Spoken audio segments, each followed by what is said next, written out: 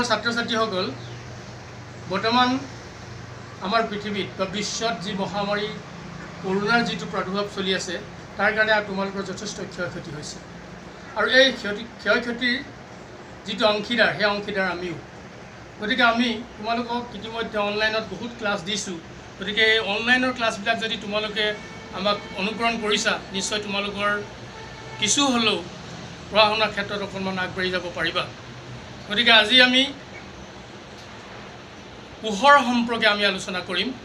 যে পোহৰনো কি প্ৰকৃততে আমি আন্ধাৰ কোঠা এটাত সোমালে আমি একো বস্তু দেখা নাপাওঁ আমি চকুকেইটা মুদিলে আমি একো বস্তু দেখা নাপাওঁ কিন্তু চকুকেইটা মেলি দিয়াৰ লগে লগে আমি কিছু বস্তু আমি দেখিবলৈ পাওঁ অৰ্থাৎ আমি আন্ধাৰ কোঠা এটাত যদি সোমাই যাওঁ আন্ধাৰ কোঠাটোত যদি কোনো এটা ফুটাই দি যদি পোহৰৰ ৰেঙনি সোমাই আহে তেতিয়াহ'লে কোঠাটোত থকা যিখিনি ধূলিকণা সেই ধূলিকণাখিনিয়ে এটা পোহৰৰ সৰলৰৈখিক দিশৰ কথা বুজায় গতিকে পোহৰ সম্পৰ্কে আমি আলোচনা কৰোঁতে পোহৰৰ আমাৰ যিখিনি চকুত যিখিনি পৰিদৃশ্যমান আছে সেই সম্পৰ্কে কিছুমান পৰিঘটনা আমি আজি আলোচনা কৰিম আকাশৰ যিখিনি তৰাৰ যিখিনি তীব্ৰণি বা প্ৰতিবিম্ব বা ইমেজ বা ৰামধেনু এই সম্পৰ্কে আমি কিছু কথা আলোচনা কৰিম তাৰ আগতে আমি আলোচনা কৰোঁ পোহৰনো কি হোৱাট ইজ লাইট পোহৰনো কি পোহৰ হ'ল এক প্ৰকাৰৰ শক্তি যিটো নেকি আমাৰ চকুত উত্তেজনাৰ সৃষ্টি কৰি কোনো এটা বস্তু দেখাত সহায় কৰে গতিকে আমি চকুকেইটা মুদি দিলে একো নেদেখোঁ কিন্তু মেলি দিয়াৰ লগে লগে আমি কিছু নহয় কিছু বস্তু দেখিবলৈ পাওঁ মোৰ ছাত্ৰ ছাত্ৰীসকল গতিকে আমি কি কাৰণে এই বস্তুখিনি দেখোঁ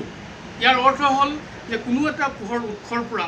যেতিয়া পোহৰ আহি এটা বস্তুত পৰেহি সেই বস্তুটোত পোহৰটো উভতি যায় পোহৰটো পৰেহি পৰাৰ পিছত উভতি যায়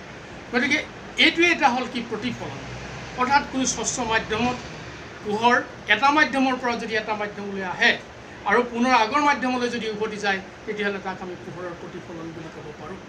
গতিকে এই পোহৰৰ প্ৰতিফলনটো দুটা সংজ্ঞা আছে বা দুটা নীতি আছে সেই নীতিকেইটা হ'ল কি এক নম্বৰ নীতি হ'ল যে আপতিত ৰশ্মি প্ৰতিফলিত ৰশ্মি আৰু অংকিত অভিলম্ব সদায় একেখন সমতলত থাকে অৰ্থাৎ incident ray reflected ray and normal lies in the same plane অৰ্থাৎ আপতিত ৰশ্মি প্ৰতিফলিত ৰশ্মি আৰু অংকিত অভিলম্ব একেখন সমতলত থাকে দ্বিতীয় কথাটো হ'ল কি আপতন কোণ আৰু প্ৰতিফলন কোণ সমান অৰ্থাৎ আপতন কোণ যদি 30 ডিগ্ৰী হয় তেতিয়াহ'লে প্ৰতিফলন কোণটো 30 ডিগ্ৰী হ'ব গতিকে এই সম্পৰ্কে যদি আমি এখন সমতল দাপোন অংকন কৰি লওঁ ধৰি লৈছোঁ আমি এখন সমতল দাপোন আৰু এই সমতল দাপোনখনৰ পিছফালে পোহৰ যোৱাৰ কোনো উপায় নাই গতিকে আমি ইয়াত পোহৰৰ যিকোনো এটা উৎস আমি ল'লোঁ এই পোহৰৰ উৎসৰ পৰা চিধা চিধিকৈ যোৱা পোহৰৰ যিডাল ৰশ্মি এডাল চিধা চিধিকৈ গৈছে এই পোহৰৰ ৰশ্মিডাল এই দাপোনখন যিহেতু স্বচ্ছ মাধ্যম গতিকে এই দাপোনখনত পৰি সি পোনে পোনে উভতি আহিব অৰ্থাৎ আপতিত ৰশ্মি আৰু প্ৰতিফলিত ৰশ্মি দ্বিতীয়ডাল ৰশ্মি যদি বেকাকৈ আপতিত হয় লৈ লৈছোঁ এডাল আমি বেকাকৈ আপতিত হৈছে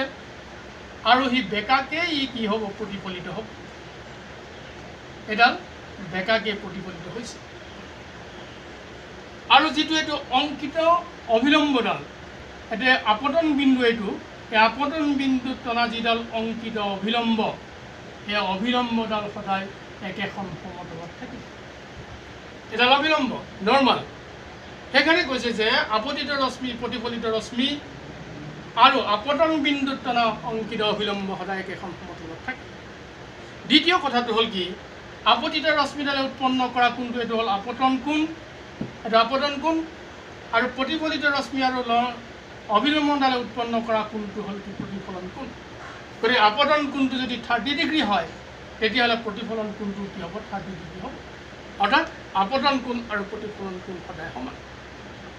গতিকে এই সমতল দাপোনত প্ৰতিবিম্ব কেনেকৈ গঠিত হয় যে যিডাল লম্বভাৱে আপতিত হোৱা ৰশ্মি সেই লম্বভাৱে আপতিত হোৱা ৰশ্মিডাল লম্বভাৱে প্ৰতিফলিত হৈছে গতিকে লম্বভাৱে প্ৰতিফলিত হোৱা ৰশ্মিডাল আমি দাপোনৰ পিছফালে আমি কাল্পনিকভাৱে আমি কি কৰি দিম আগবঢ়াই দিম এইটো আগবঢ়াই দিছোঁ আৰু দ্বিতীয়ডাল ৰশ্মি বেকাকৈ প্ৰতিফলিত হোৱা ৰশ্মিডাল যদি আমি দাপোনৰ পিছফালে আমি এনেকৈ আগবঢ়াই দিওঁ এডাল আমি আগবঢ়াই দিছোঁ